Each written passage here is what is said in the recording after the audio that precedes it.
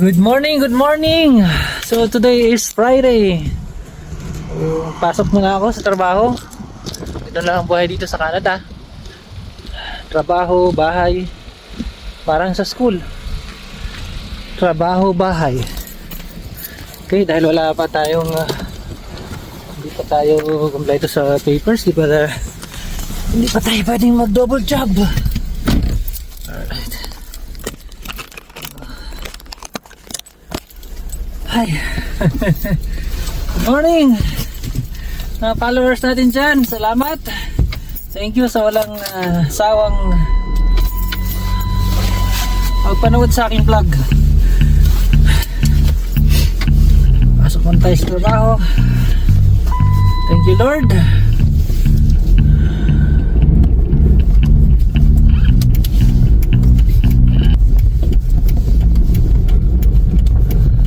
Alright. So kumusta naman kayo dyan? Yung buhay dito sa Canada hindi basta-basta. Kala lang natin masarap nga kasi Canada. Pero yung mga bills, mga bilihin, kung sa Pilipinas ka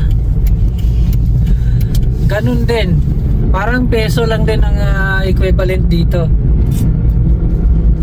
pag alright.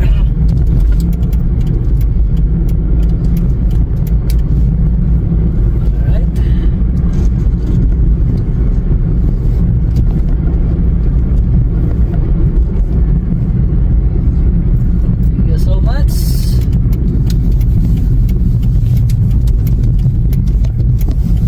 Sana maging maayos ang trabaho ngayong araw na ito para walang problema. Okay? Yun lang ang buhay. Ang buhay ay weather lamang. So 2 days kung hindi pala inandar yung sasakyan. Sabi dito Friday pala ngayon. May deliver kami.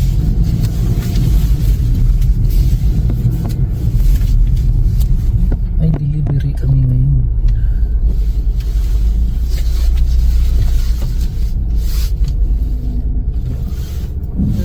Delivery kami ngayon. Alright. Dito na. Thank you so much sa pagsubaybay. God bless you all sa lahat ng pumapasok sa trabaho dyan. Mag-ingat po tayo. Sa lahat ng pumapasok sa trabaho, mag-ingat. Kasi ingatan natin ang ating katawan. Dahil so guys, dito pala Tim Hortons. Isa to sa mga pinakasikat na dito sa Canada. Restaurant, coffee, donuts, muffins. So yan, ito yung trabaho ko. Okay. Malamig kahit. So ito na siya. Thank you so much and have a good night.